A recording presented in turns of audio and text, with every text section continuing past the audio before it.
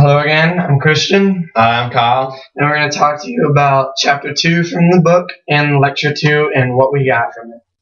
First off, language is a gift and we shouldn't take it for granted.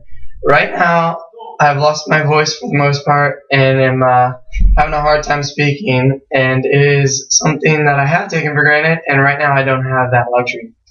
So we'll get into this.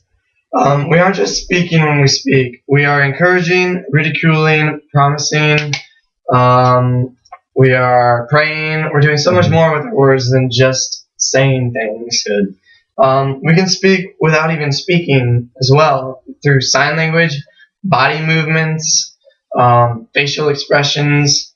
For example, the silent treatment from my girlfriend says a whole lot without her saying a single word. That's rough, bro. Sucks. But anyways, there's three important rhetoric to speaking. One is to inform your audience. Second one is to please your audience. And the third one is to persuade them. When Jesus taught, he used all these three so that they could change their beliefs and come to him. And it worked out. So you got to remember that when you speak. And then also, we have to speak responsibly. We are God's voice, since we're children of the light, children of God. And so we have to make sure we speak in the right way, because we are the only Bible some people will read. And if we are a bad Bible, then it won't lead people to Jesus, but away from Jesus. So we have to speak responsibly. Yeah, because what we say doesn't just affect us. It does affect us, but it also affects our close friends, our family. It affects our church. It affects God and our religion, what people think about it. So we just have to speak responsibly and be careful, because it's not just us we're affecting, it's everyone around us. Another thing is, good speakers must be obedient listeners so that they know what they are talking about.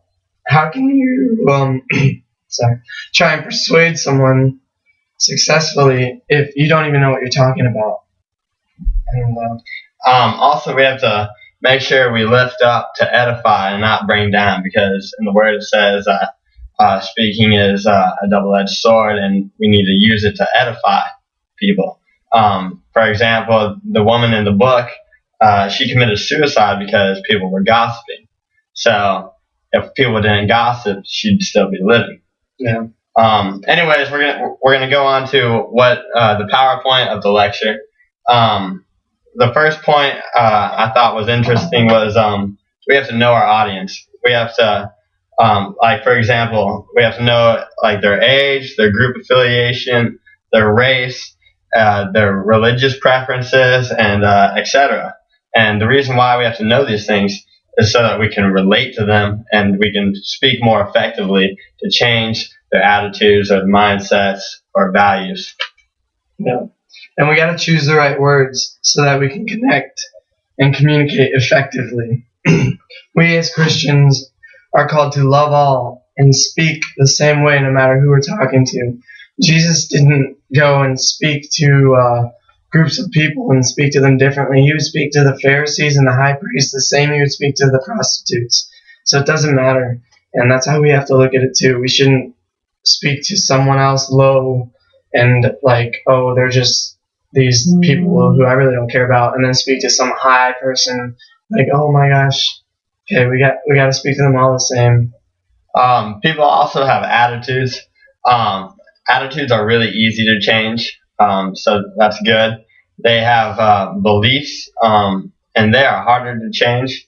And they also have values, and values is basically the anchor for their attitudes and their beliefs. So we have to make sure we speak in a good way to change their bad attitudes or change their beliefs or their values for the better, for the good. Mm-hmm.